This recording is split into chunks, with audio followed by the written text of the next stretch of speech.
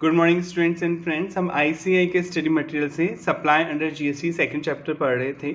इसमें आपने अब तक सेक्शन 7 समझ लिया था। पेज नंबर 12 पे हम हैं। इसमें एक चार्ट दे रखा है, फटाफट इसे रिवाइज कर लेते हैं। वही है जो आप पढ़ चुके हैं, तो एक बार फटाफट रिवाइज कर लेते हैं। सेक्शन 7 में सप्लाई इंक्लूड है। सप्लाई की डेफिनेशन इसलिए दे रखी है क्योंकि सप्लाई पे ही लगता है जीएसटी। सप्लाई ऑफ गुड्स और सर्विस फॉर कंसिडरेशन, आप पैसे के बदले या समथिंग रिटर्न कंसिडरेशन के बदले किसी कोई गुड्स या सर्विस आप सप्लाई कर दें इन द कोर्स या तो बिजनेस के दौरान, और फर्दरेंस ऑफ बिजनेस, बिजनेस को बढ़ाने के लिए। सेक्शन 7 सबसेक्शन 1 क्लॉज ए।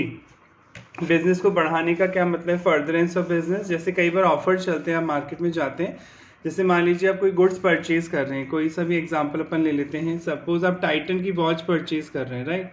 टाइटन कंपनी की वॉच आप परचेज कर रहे हैं और इस पे स्कीम चल रही कि अगर आप 10,000 से ऊपर की इस वॉच परचेज करेंगे तो साथ में आपको एक सिल्वर कॉइन फ्री मिलेगा। सपोज सिल्वर कॉइन फ्री देगी कंपनी और उस कॉइन की वैल्यू है सपोज 500। ये बहुत सी स्कीम चलती रहती है, राइट। कि कई बार ऐसा होता है कि आप एक खरीदेंगे तो दूसरा भी आपको मिलेगा फ्री में या नॉमिनल प्राइस पे। तो ये सिल्वर कॉइन आप दे रहे हैं फर्दरेंस ऑफ बिजनेस। घड़ी बेचना आपका काम है, ड्यूरिंग द बिजनेस आप सप्लाई कर रहे हैं, पर आप फर्दरेंस बिजनेस को प्रमोट करने के लिए, बढ़ाने के लिए कोई एक्स्ट्रा गुड्स भी अगर आप सप्लाई करते हैं तो ये भी जीएसटी के दायरे में आएगा। माना जाएगा आपने 10,500 का गुड्स बेचा है और इस पर क्या देना होगा? जीएसटी आपको पे करना होगा। अब आपके माइंड में क्वेश्चन आ रहा होगा कि सर जब स्कीम चल रही होगी तो ऑब्वियसली कस्टमर से तो 10,000 ही चार्ज करे होंगे टाटा कंपनी ने। 500 रुपये का सिल्वर कॉइन तो फ्री में दिया ना, स्कीम चल रही थी, ठीक है। तो टैक्स ने बोल रखा है कि आप फ्री में भी देंगे अगर शेड्यूल 1 में वो एक्टिविटी आएगी। अभी आप पढ़ेंगे ना शेड्यूल 1। शेड्यूल 1 में आप 4 एक्टिविटीज़ के नाम पढ़ेंगे, उसमें अगर ये एक्टिविटी फॉल करेगी, अगर आप फ्री में भी कोई चीज़ किसी को सप्लाई करते हैं और वो शेड्यूल 1 में कवर्ड हो रही है तो आपको इस पर जीएसटी देना होगा। तो अभी हम शेड्यूल 1 पढ़ेंगे, तब आपका वहाँ जो डाउट है वो और अच्छी तरह क्लियर हो जाएगा। अभी तो आप इतना ही समझ लें कि अगर आप फ्री में भी कोई चीज़ किसी को देते हैं ड्यूरिंग द बिजनेस और फर्दरेंस ऑफ बिजनेस को बढ़ाने के लिए, तो आपको उस पर जीएसटी देना होता है। नेक्स्ट है एक्टिविटी और transaction between a person other the individual. Individual के अलावा कोई और पर्सन, यानी वो कोई कंपनी है, ट्रस्ट है, सोसाइटी है, एंड इट्स मेंबर, अपने ही मेंबर से कर रही है सोसाइटी, और constituents for cash deferred payment और other valuable consideration. Section 7 subsection 1 clause AA। जैसे आपने किसी फ्लैट पढ़ाया था म्यूचुअलिटी कॉन्सेप्ट का एक्सेप्शन लास्ट क्लास में आपको। आप किसी सोसाइटी में रहते हैं, फ्लैट से वहाँ क्लब है, जिम है, स्विमिंग पूल है, तो आपको हर महीने एक मेंटेनेंस चार्जेस या मेंबरशिप फीस देनी होती है। तो माना जाएगा वो सोसाइटी, वो क्लब आपको सर्विस दे रहा है, उस पर उसे जीएसटी देना होगा। इंपोर्टेशन ऑफ सर्विस आपने पढ़ ही लिया था कि अगर आप इंडिया के बाहर से कोई सर्विस इंपोर्ट करते हैं वेदर और not in the course of furtherance of business, section 7 subsection 1 clause B। यानी चाहे बिजनेस पर्पस के लिए इंपोर्ट करी हो कोई सर्विस, चाहे पर्सनल पर्पस के लिए इंपोर्ट करी हो सर्विस, उस पर जीएसटी लगेगा। और आप पढ़ चुके हैं पहले चैप्टर में, इंपोर्ट को हमेशा एक स्टेट से दूसरे स्टेट ही ट्रीट किया जाता है जीएसटी में, और इस पर IGST चार्ज होगा, integrated goods and services tax. Supply without consideration भी पढ़ेंगे आप, शेड्यूल 1 में आनी चाहिए। वो जो एक्टिविटी शेड्यूल 1 में बताई गई हैं, अगर आप फ्री में भी किसी को देते हैं, विदाउट कंसिडरेशन देते हैं, तो भी आपको जीएसटी देना पड़ेगा। एक्सक्लूड क्या होंगी? जो non supply under GST. Non supply पढ़ते हैं, कुछ गुड्स अभी भी जीएसटी के दायरे में नहीं आते हैं, उन पे जीएसटी नहीं लगता। आप पढ़ चुके हैं फर्स्ट चैप्टर में, जैसे अल्कोहल फॉर ह्यूमन कंजम्पशन, आप शराब बना रहे हैं ह्यूमन कंजम्पशन के लिए, natural gas, aviation turbine fuel, diesel, petrol, इन पे कोई जीएसटी नहीं है, तो ये नॉन सप्लाई हो गए ना, जीएसटी के दायरे में नहीं आते गुड्स। तो ऐसे गुड्स को बोलते हैं नॉन सप्लाई गुड्स या नॉन सप्लाई गुड्स, और इन पर कोई जीएसटी नहीं लगता। और जो शेड्यूल 3 अभी आप पढ़ेंगे, शेड्यूल 3 में उन एक्टिविटीज़ के नाम दे रखे हैं जिन एक्टिविटीज़ को गवर्नमेंट या कोई लोकल अथॉरिटी पब्लिक वेलफेयर के लिए करती है, पब्लिक के भलाई के लिए करती है, भले ही वो कुछ पैसे भी चार्ज करती है, पर उन पे जीएसटी नहीं देना होगा। सपोज आपको पैन कार्ड बनवाना है तो इनकम टैक्स डिपार्टमेंट कुछ अमाउंट लेता ही है आपसे, आपको लाइसेंस बनवाना है तो कुछ अमाउंट लेता ही है, तो वहाँ पे वो पब्लिक अथॉरिटी के तौर पे काम कर रहे हैं, गवर्नमेंट ऑर्गेनाइजेशन। तो अभी आप पढ़ेंगे वो लिस्ट शेड्यूल 3, तो उसमें उन एक्टिविटीज़ के नाम हैं जिन पर जीएसटी नहीं लगता। शेड्यूल 3 को कई लोग नेगेटिव लिस्ट भी बोलते हैं। नेगेटिव लिस्ट मतलब जिन पर जीएसटी नहीं लगेगा, उन गुड्स और सप्लाई के बारे में बताया गया है। और जो शेड्यूल सेकंड है उसमें ये बताया गया है कि कोई एक्टिविटी जो आप करते हैं या तो वो सप्लाई ऑफ गुड्स मानी जाएगी या सप्लाई ऑफ सर्विस मानी जाएगी। ऐसा नहीं होगा कि थोड़ा गुड्स मान लिया जाए थोड़ा सर्विस मान लिया जाए, भले ही उसमें गुड्स की वैल्यू भी इंक्लूड है। जैसे आप किसी होटल में खाना खाने जाते हैं तो बिल तो कंबाइंड बन के आता है, उसमें वो ये थोड़ी बताते हैं खाने के पैसे इतने और सर्विस के पैसे इतने। बताते हैं तो भी ठीक है, नहीं भी बताते तो भी ठीक है। ये इम्प्लाइड चीज़ है कि जो बिल बना होगा उसमें सर्विस चार्जेस भी उसने लिए होंगे और खाने का पैसा भी लिया होगा, तो थोड़ी गुड्स की वैल्यू भी। खाना तो गुड्स हो गया और जो सर्विस दी वेटर्स के थ्रू वो सर्विस हो गई। तो जीएसटी में आपको बताया जाएगा कि ये गुड्स माना जाएगा सर्विस माना जाएगा, क्लियरली मेंशन है शेड्यूल थर्ड में। तो एक तरह से 3 ही शेड्यूल हैं जीएसटी में। शेड्यूल 1 अभी आप तीनों पढ़ेंगे आराम से। शेड्यूल 1 में अब उन एक्टिविटीज़ के नाम है कि अगर आप फ्री में भी कोई काम करते हैं किसी के लिए, आप कोई गुड्स और सर्विस आप किसी को दे रहे हैं और भले ही पैसा नहीं चार्ज कर रहे, अगर वो एक्टिविटी शेड्यूल 1 में कवर्ड होती है तो आपको जीएसटी देना होगा। शेड्यूल सेकंड इस बात पर है जीएसटी में कि या तो वो गुड्स माना जाएगा या सर्विस माना जाएगा। ऐसा नहीं होगा, पहले होता था अब नहीं होगा कि थोड़ा पार्ट गुड्स मान लो थोड़ा पार्ट सर्विस मान लो, ऐसा नहीं होगा। पहले क्या होता था, जैसे 4000 का बिल बना सपोज जीएसटी आने से पहले, 3000 का खाना था उसमें किसी होटल में आपने खाना और 1000 का सर्विस चार्जेस।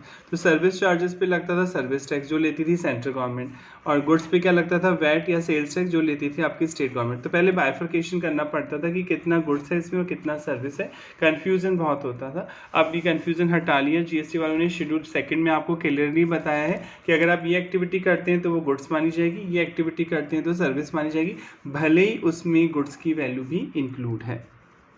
थर्ड पॉइंट में नेगेटिव लिस्ट है, यानी इस थर्ड लिस्ट में थर्ड शेड्यूल में उन गुड्स के नाम दे रखे हैं जिन पर कोई जीएसटी नहीं लगेगा, उन गुड्स और सप्लाई के, तो इसे नेगेटिव लिस्ट भी बोलते हैं। ये सब पढ़ेंगे आप अभी आगे। सप्लाई शुड बी गुड्स और सर्विस और बोथ। ऑब्वियसली सप्लाई या तो गुड्स की होनी चाहिए या सर्विस की, आपने दोनों चीज़ें बेची हो तभी तो आप जीएसटी देंगे। Supply include specified form of supply, जो बता रखा है जो गुड्स और सर्विस आप बेचते हैं वो इसमें इंक्लूड होंगी। स्पेसिफाइड मतलब जो जीएसटी के दायरे में आती हैं उन्हीं पे तो लगेगा जीएसटी। जो स्पेसिफाइड ही नहीं है, जो गुड्स जीएसटी के दायरे में नहीं आते, जिन्हें नॉन सप्लाई बोला जाता है, उन पे जीएसटी नहीं लगेगा। जैसे petrol diesel. Should be for concession, आपने पैसे के लिए किया हो ये काम। And should be in course, या तो बिजनेस के दौरान या फर्दरेंस ऑफ बिजनेस, बिजनेस को बढ़ाने के लिए किया हो। तो शॉर्ट में हम क्या बोल सकते हैं, एक तो फॉर्म ऑफ सप्लाई, पहली कंडीशन है कि सप्लाई होना चाहिए जीएसटी के लिए। सप्लाई या तो गुड्स का हो सकता है या सर्विस का हो सकता है। दूसरी कंडीशन है कंसिडरेशन उसमें इन्वॉल्व होना चाहिए। ऑल्दो शेड्यूल 1 एक एक्सेप्शन है, पर 99% केसेस में तभी जीएसटी लगेगा जब कंसिडरेशन आप चार्ज करेंगे, और कंसिडरेशन काइंड में भी हो सकता है और कैश में भी हो सकता है। और ये जो एक्टिविटी आपने की हो इन द कोर्स, या तो बिजनेस के दौरान और फर्दरेंस ऑफ बिजनेस, बिजनेस को प्रमोट करने के लिए की हो, अगर तीनों कंडीशन आप पूरी करते हैं तो ये सप्लाई माना जाएगा और आप जीएसटी पे करने के लिए लायबल हो जाएंगे। एक तो वो सप्लाई होना चाहिए, सब फॉर्म ऑफ सप्लाई या तो गुड्स हो या सर्विस हो। दूसरा कंसिडरेशन आपने चार्ज किया हो। तीसरा in the course of furtherance of business, और ये एक्टिविटी बिजनेस के दौरान या बिजनेस को बढ़ाने के लिए आपने की हो। अब आगे बढ़ते हैं अपन, ठीक है। इसमें आगे है सप्लाई ऑफ गुड्स और service for consideration in course of furtherance of business. Heading से पता चल रहा है आपने कोई गुड्स सप्लाई किया है, सप्लाई मतलब सेल किया है, या सर्विस दी है, किसी को ट्रांसफर की कोई सर्विस, फॉर कंसिडरेशन आप पैसे चार्ज कर रहे हैं इन कोर्स बिजनेस के दौरान, और फर्दरेंस ऑफ बिजनेस, बिजनेस को प्रमोट करने के लिए। तो ये कुछ एग्जाम्पल के थ्रू आपको और समझाएंगे। Supply should be of goods और सर्विस और बोथ। बार बार लाइन आ रही है, तो गुड्स की सप्लाई की होनी चाहिए या सर्विस की सप्लाई होनी चाहिए या दोनों की सप्लाई होनी चाहिए, तभी तो लगेगा जीएसटी। और कोई चीज़ है तो जैसे इनकम है तो इनकम पे तो इनकम टैक्स लगेगा, वहाँ जीएसटी लगेगा ही नहीं। The definition of supply begin start होती है with the term supply includes, thus making it clear, ये साफ साफ कहा गया that CGST Act intend to give an extensive meaning to term supply। extensive मतलब एक broad meaning दिया गया है सप्लाई को, जिसे डीप में आपको एनालिसिस करना पड़ेगा। Supply include all form of supply, all form मतलब ऑल टाइप्स ऑफ सप्लाई, किसी भी तरह की सप्लाई आ जाएगी ऑफ गुड्स और सर्विस ऑफ बोथ।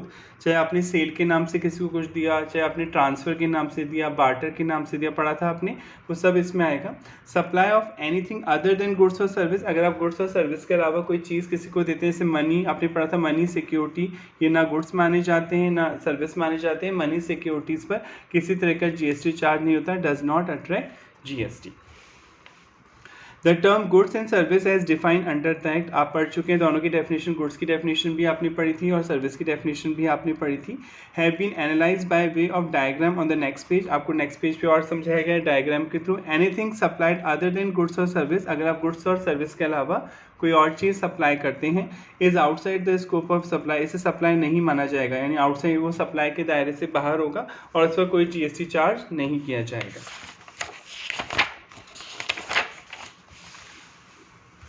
देखिए 2.14, देखिए मॉड्यूल ने कितना अच्छा आपको जीएसटी समझा रखा है, डायग्राम्स भी हैं, डीप एनालिसिस भी है। तो मैं आपको बार बार बोल रहा हूँ कोई रेफरेंस बुक आप नहीं लीजिएगा जब तक आप मॉड्यूल को कम से कम 3 to 4 टाइम्स ना पढ़ लें।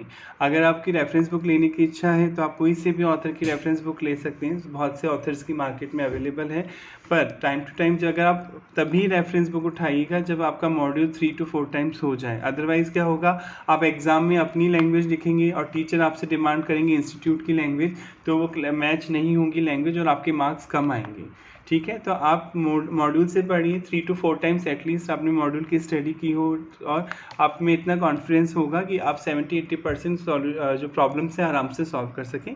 तो कोई सा भी सब्जेक्ट पढ़िए पर पहले मॉड्यूल को प्रेफरेंस दीजिए। अगर मॉड्यूल हो जाता है तो ठीक है, कोई सी भी रेफरेंस बुक आप पढ़ सकते हैं, या फिर आप ऐसा भी कर सकते हैं साथ साथ भी रेफरेंस बुक पढ़ सकते हैं अपनी नॉलेज के लिए। पर मैं आपको वैसे ही मॉड्यूल से पढ़ा रहा हूँ और अपन स्कैनर भी सॉल्व कर रहे हैं, पास्ट एग्जाम के जो क्वेश्चन आए हैं अपन आरटीपी भी सॉल्व करेंगे, तो ऐसी दिक्कत आएगी नहीं आपको।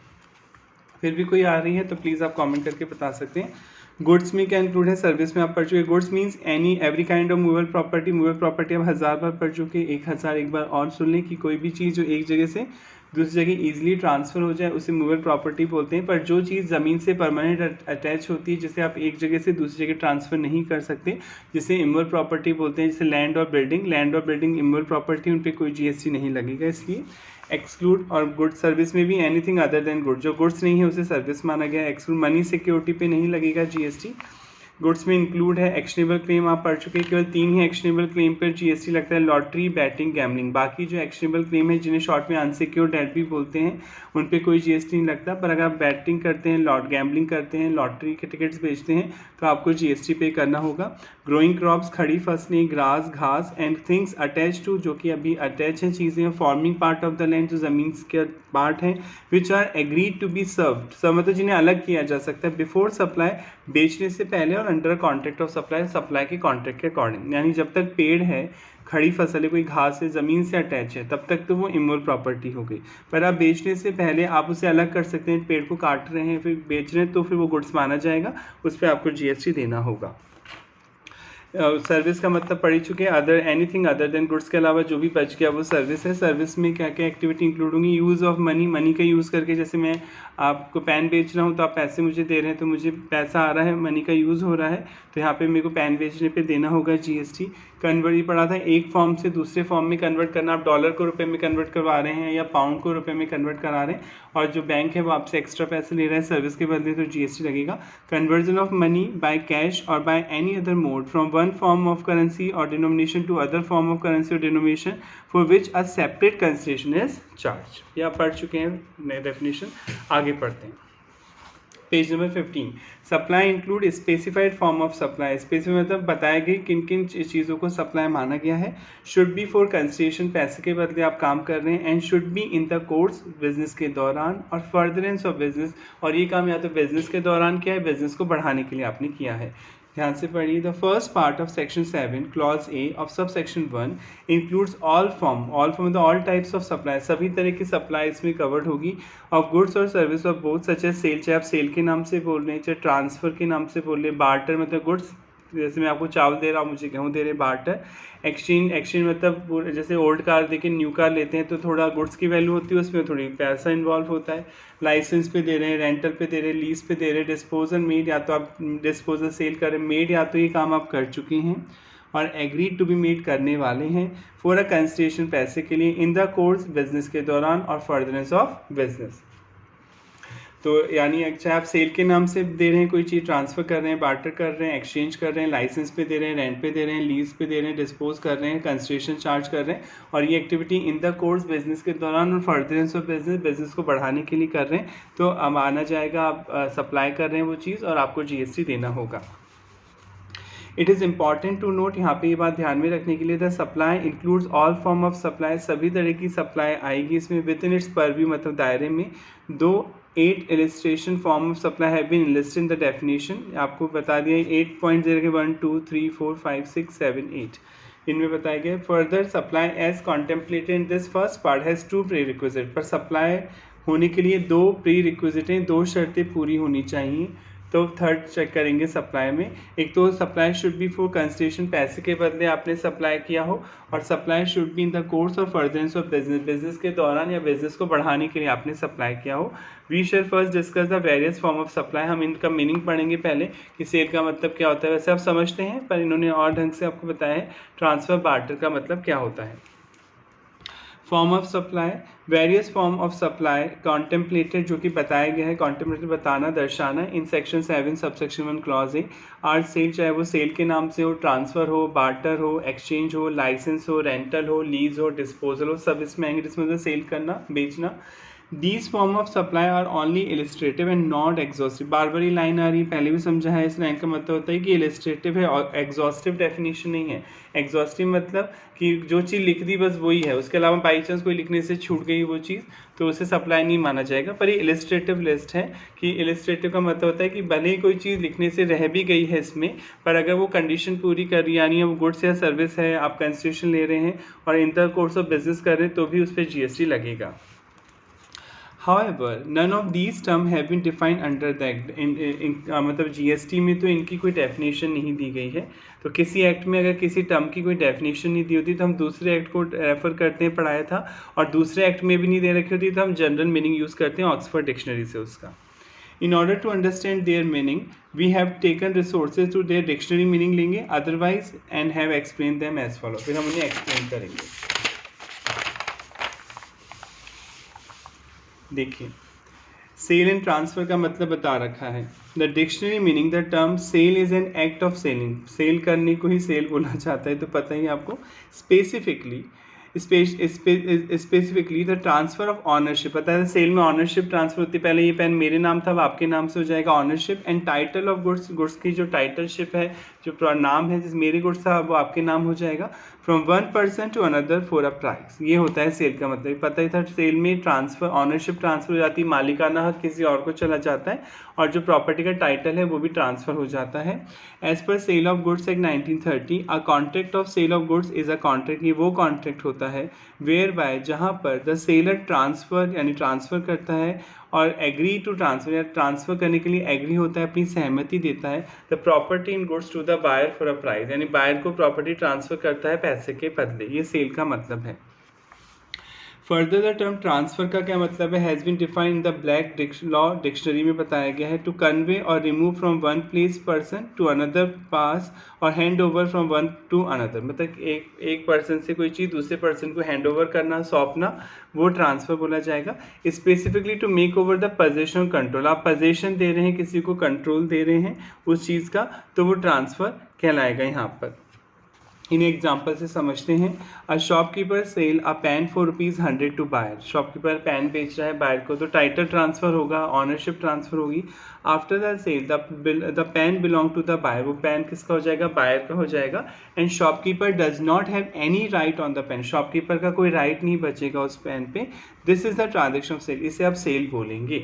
Second, a company transfer goods from its factory to the depot, ठीक है, अपनी फैक्ट्री से आप डिपो में सामान, डिपो समझते हैं जहाँ से सामान बेचने के लिए भेजा जाएगा, फैक्ट्री में मैन्युफैक्चर हुआ, फिर वहाँ से सामान आप डिपो पे भेज रहे हैं सेल पर्पज़ के लिए, ये कहलाएगा transfer of goods where the sale has not yet taken place, sale तो नहीं हो रही है पर एक जगह से गुड्स दूसरी जगह हैंड ओवर किया जा रहा है, तो आप इसे ट्रांसफर बोलेंगे, डिपो में भेजा जा रहा है। बार्टर और एक्सचेंज का मतलब दे रखा है, बार्टर में बता ही दिया था, पढ़ चुके हैं आप इकोनॉमिक्स में भी, गुड्स जैसे मैंने आपको चावल बेचे, आपने मुझे गेहूं दे दी उतने, तो ये बार्टर है। एक्सचेंज में क्या होगा, मनी भी इन्वॉल्व होगी, गुड्स भी, जैसे ओल्ड कार के बदले न्यू कार स्कीम चलती है, तो आपने ओल्ड कार दी, ओल्ड कार मान लो 2 लाख की है आपकी और नई कार 10 की, तो 2 लाख की तो कार हो गई आपकी और 8 लाख रुपये आप उसे कैश दे देंगे, एक्सचेंज कहलाएगा। ये पढ़ लेते हैं फटाफट। The dictionary meaning of term barter is to exchange, इसे एक्सचेंज बोला जाता है गुड्स और सर्विस फॉर अदर गुड्स और सर्विसेज के लिए। Instead of using money, money की जगह आप गुड्स देते हैं बार्टर में। Black law dictionary define the term exchange as an act of giving और taking one thing for another. Exchange का मतलब यही है, एक लेना और दूसरी चीज़ देना।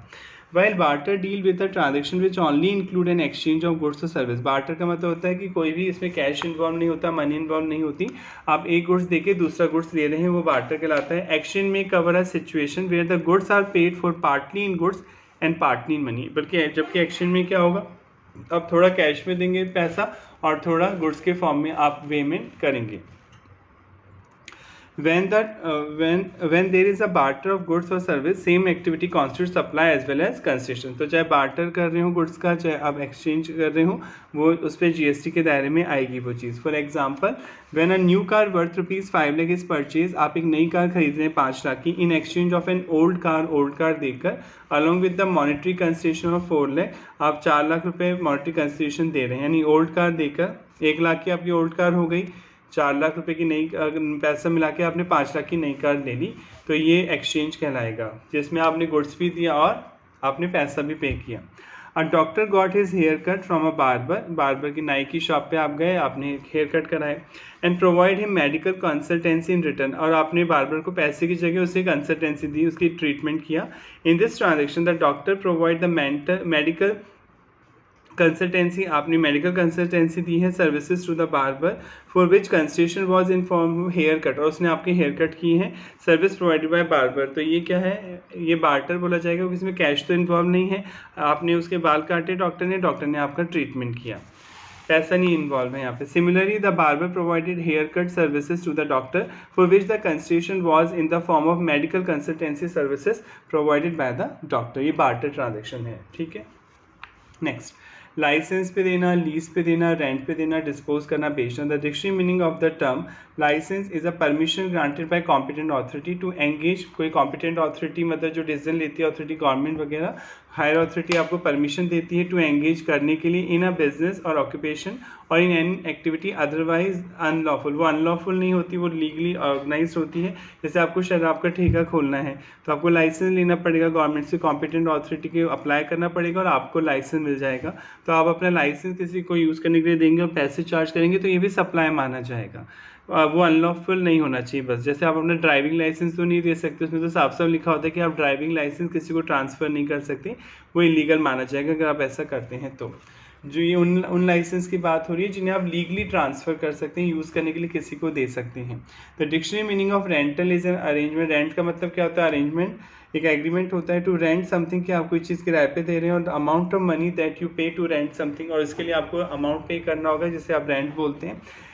And that of lease is to make legal agreement. Lease का मतलब दे रखा है, ये भी एक लीगल एग्रीमेंट होता है। By which money is paid in order to use land, generally land, building के और व्हीकल और piece of equipment for an agreed period of time. Agreed period of time के लिए आप किसी की कोई प्रॉपर्टी, लैंड, कोई व्हीकल यूज़ कर रहे हैं और इसके बदले आप उससे पैसा दे रहे हैं, तो वो यहाँ पे लीज़ में माना जाएगा। पर मैंने आपको लास्ट लेक्चर में फ़र्क बता दिया गया था, लीज़ और रेंट में फ़र्क होता है। अगर कोई चीज़ आप रेंट पे लेते हैं तो उसमें फ़ायदे आपके होते हैं, नुकसान ऑनर को बेयर करने होते हैं। पर अगर आप कोई चीज़ लीज़ पे लेंगे तो फ़ायदे भी आपके होंगे और नुकसान भी आपके होंगे। लीज़ में आपको डीम्ड ऑनर की तरह माना जाता है, वैसे आप ऑनर नहीं हैं, आप किराएदार नहीं, पर आपको डीम्ड ऑनर एज्यूम किया जाता है कि आप ही ऑनर हैं और जो भी उस प्रॉपर्टी से फ़ायदे नुकसान होते हैं वो आपको ही उठाने पड़ते हैं।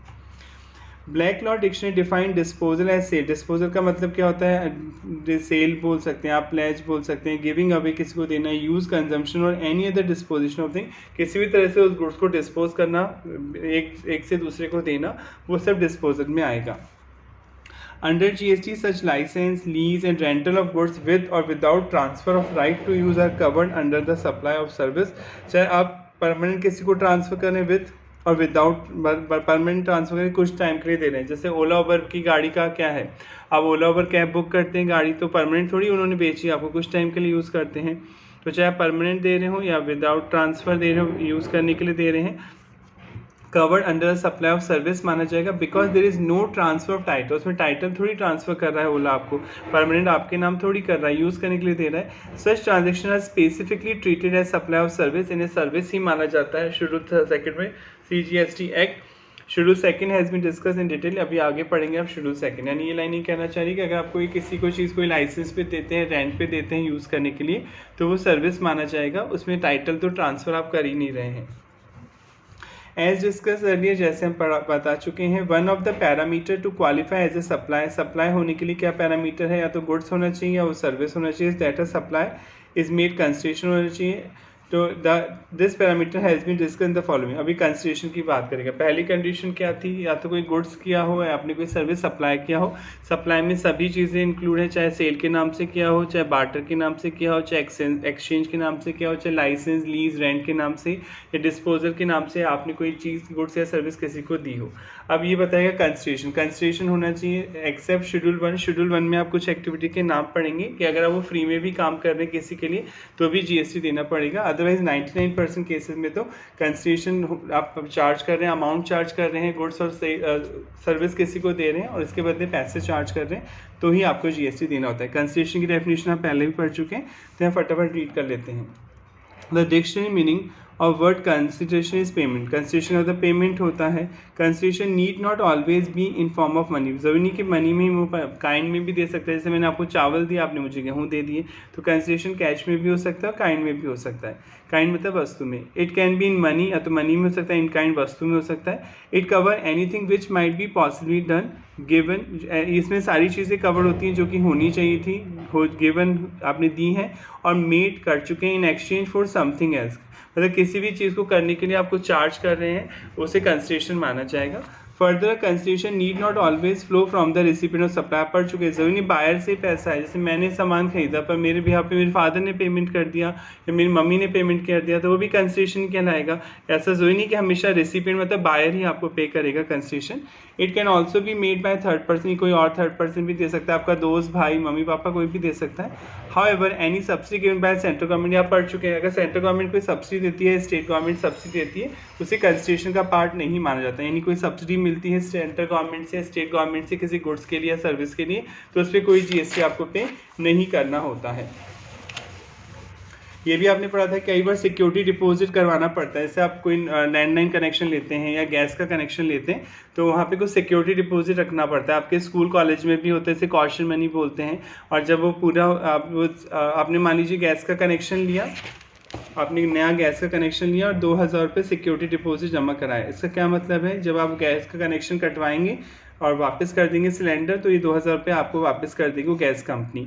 तो ये सिक्योरिटी डिपॉजिट जो है, इस पर जीएसटी थोड़ी देंगे, ये तो कंसिडरेशन नहीं माना जाएगा, क्योंकि ये तो वापस करेगा ना वेंडर आपको, सेलर जो है, तो इस पर नहीं देगा वो जीएसटी। हाँ, बाद में जाके वो इस कंसिडरेशन को मान लीजिए फॉरफिट कर लेता है। आपने कोई मिस्टेक की और उसने आपका पैसा फॉरफिट कर लिया, यानी किसी महीने का बिल नहीं दिया आपने टेलीफोन का, तो आपका सिक्योरिटी डिपॉजिट फॉरफिट हो गया। या आप सिलेंडर वापस नहीं कर रहे हैं, सिलेंडर ही गायब कर दिया आपने और कंपनी कह रही सिलेंडर तो दो, तभी तो गैस भर के देंगे, आप कह रहे सिलेंडर खो गया। तो सिक्योरिटी डिपॉजिट इसलिए रखवाया जाता है कि अगर सामने वाली पार्टी को डिफॉल्ट करे तो हम इस अमाउंट को यूज़ करेंगे, तो ये कंसिडरेशन माना जाएगा। अगर वो वापस कर देगा पैसा, तब तो कंसिडरेशन नहीं माना जाएगा। पर अगर सप्लायर उसे एज ए कंसिडरेशन ट्रीट करेगा, मतलब वो उसे यूज़ करेगा एज ए कंसिडरेशन, तो उसे जीएसटी देना होगा।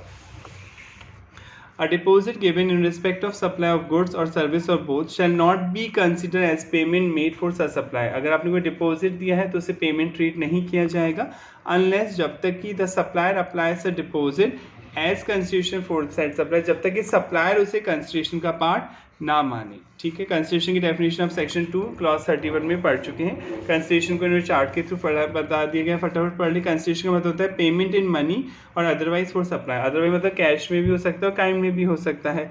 Monetary value of any act of forbearance for the supply. Monetary, कोई आप काम कर रहे हैं उसके बदले पैसा चार्ज कर रहे हैं, या काम ना करने के बदले पैसा चार्ज कर रहे हैं, ये मैंने आपको डेफिनेशन में समझा दिया था। जैसे आपने मुझे 10 लाख रुपए दिए कि सर हम दोनों एक मार्केट में बिजनेस करते हैं, आपने कहा सर 10 लाख रुपए ले लो, ये मार्केट छोड़ के चले जाओ क्योंकि आपकी कंपटीशन से हमारे कस्टमर कम आते हैं, और मैंने 10 लाख रुपए एक्सेप्ट कर लिए, तो इसे करेंगे फॉरबियरेंस ऑफ एक्ट। मैं किसी काम को ना करने के लिए आपसे पैसे ले रहा हूँ, तो टैक्स वाले मानेंगे कि मैं आपको सर्विस दे रहा हूँ ताकि आप उस मार्केट को कैप्चर कर सकें, और मैं सर्विस दे रहा हूँ तो मुझे उस 10 लाख रुपए पे जो आपने मुझे दिए हैं मुझे जीएसटी देना होगा। यानी किसी काम को करने के लिए हाँ करना या किसी काम को करने के लिए ना करना, ये भी सर्विस माना जाएगा। और अगर आप पैसे चार्ज कर रहे हैं, कंसिडरेशन ले रहे हैं, तो वो भी जीएसटी के दायरे में आएगा।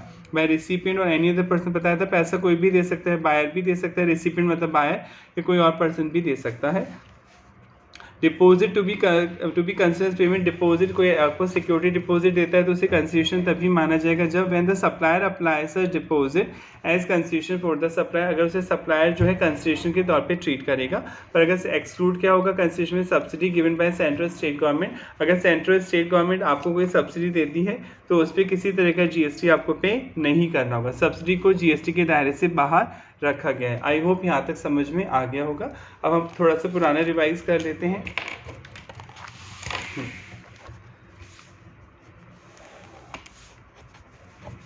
जीएसटी में आपने पढ़ लिया है अब तक की जो जीएसटी है वो गुड्स पे लगता है और सर्विसेज पे लगता है। गुड्स का मतलब कि मूवेबल प्रॉपर्टी से है और सर्विस मतलब इंटेंजिबल वैल्यू एडिशन होती है। कौन सी चीज़ों पे अभी भी जीएसटी नहीं लगता? एक तो आप पढ़ चुके हैं alcoholic liquor for human consumption, शराब पे कोई जीएसटी नहीं लगता। शराब पे आज भी वही पुराने टैक्स लगते हैं जो पहले लगते थे। तो एक तो स्टेट एक्साइज ड्यूटी लगती है, जब आप मैन्युफैक्चर करते हैं शराब तो आपको स्टेट एक्साइज ड्यूटी देनी होती है, और वैट देना होता है, वैल्यू एडिड टैक्स या सेल्स टैक्स अगर आप बोले वो देना होगा, और अगर आप एक स्टेट से दूसरे स्टेट बेच रहे हैं तो सीएसटी देना होता है, राइट।